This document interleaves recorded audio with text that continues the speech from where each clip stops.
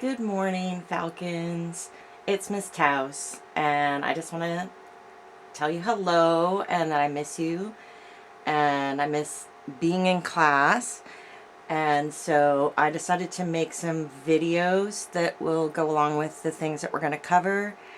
And certainly I can't know if you actually watch them, but they would definitely be to your benefit. And so I'm going to start today with just an introduction video about some things you might be wondering about. So the big thing is the AP exam. So as you know, a lot of things have been canceled and changed, and the one thing that hasn't changed is the AP exam is still happening, but they have modified it. So what they did was they changed it to a 45-minute online exam.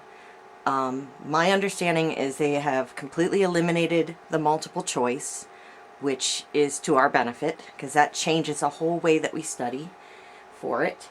And they have also eliminated some parts of the material. So we'll talk about that as we go. If you look on here, it says students will be able to take these streamlined exams on any device they have access to, computer, tablet, or smartphone. You also can do handwritten work and take a photo of it. The other thing is there's some kind of a secured website that you have to download. So as soon as I get the information on that, I will send it to you on Google Classroom. Starting on March 25th, they started doing online lessons. I'm going to start trying to post those or information about those on the Google Classroom. I have yet to figure out how to get to it myself, but I will be doing that shortly for you. And so you'll just go on firestonefalcons.org to do that. I have removed the passwords off of that website, so you shouldn't have any problem getting onto any of the pages. So what's on the test? Well, they changed it where they have eliminated periods 8 and 9. That is also to our benefit because period 8 is a huge chunk of information that we would have to cover. We have thoroughly covered period 5 and 6. We're in the middle of period 7. We're going to finish that, and then we're going to go back and go through periods 2, 3, and 4, and I will give you instructions on that later. This is information that about the original free response section, which is what they're basing this year's test off of, a format similar to this. I will be putting this PowerPoint on the website on the APUS page, so you can go look at it again if you would like, but this isn't exactly how they're going to do it, but it's similar, so I thought it might be helpful. So what's our game plan? Well, we've already, like I said, completed periods 5 and 6. We're in the middle of 7.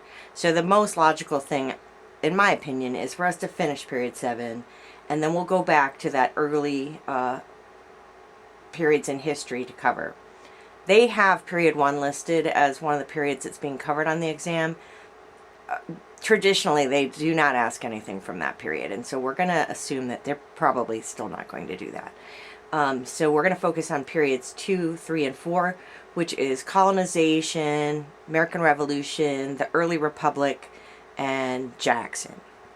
And then right after Jackson is the events leading to the Civil War, which we did. So what about OST? Well, I've been waiting for that judgment call by the state to decide what we were going to do, and that's part of why you haven't gotten a lot of information from me, because how we studied was going to totally change based on that. They have canceled OST, which is good for us in some ways. It's good because we don't have to do the Cold War now or anything past it.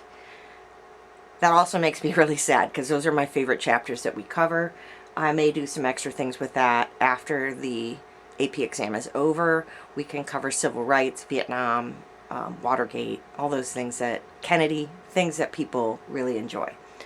So again, what we're going to do is we're going to cover period 7, finish that, then we'll go back to that earlier material. So what about your OST notebook, you say?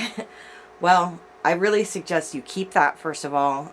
We don't know what the state will decide, if they're going to make you do some U.S. history OST at some point. I hope not, but who knows what they might do. So keep the notebook. Also, everything in there is the same material that's on the AP exam. So studying out of the OST notebook would not hurt you in any way. All of that material is AP. So keep your notebook, use it as a study piece. And like certainly you could complete the study guide and, you know, go, or sorry, the OST notebook, and go on the website and fill out the rest of the entries through the end of World War II. That would help you with the AP exam.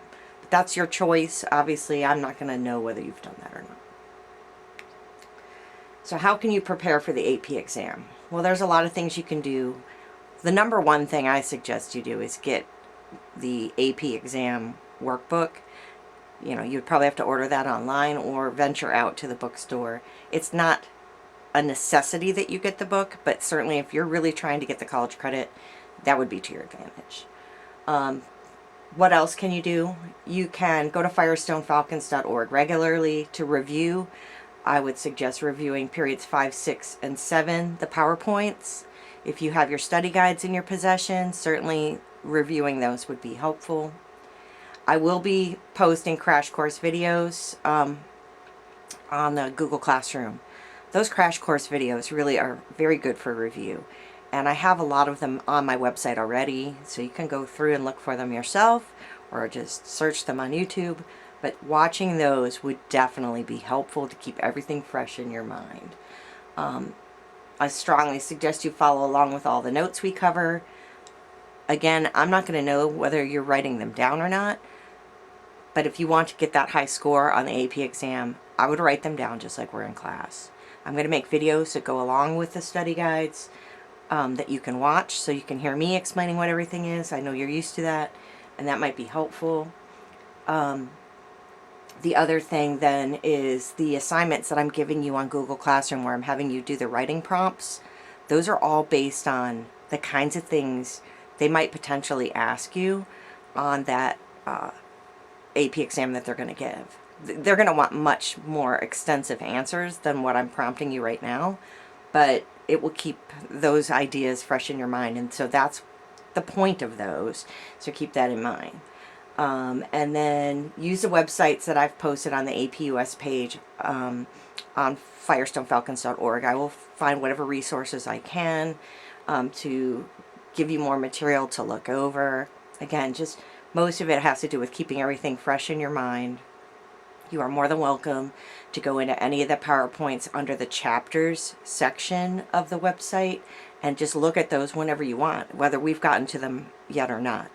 I would start with colonization and then look at the slavery page, look at the American Revolution page, the early Republic, and Jackson. Those are the things that we didn't cover yet that are really going to be important. So again, if you want to get ahead of what we're doing, then feel free to go on those pages and start looking those PowerPoints over. So I will let you know when I am ready to post the next video. I intend for that to be a video on the causes of the Great Depression. So talk to you later, and everybody have a great day.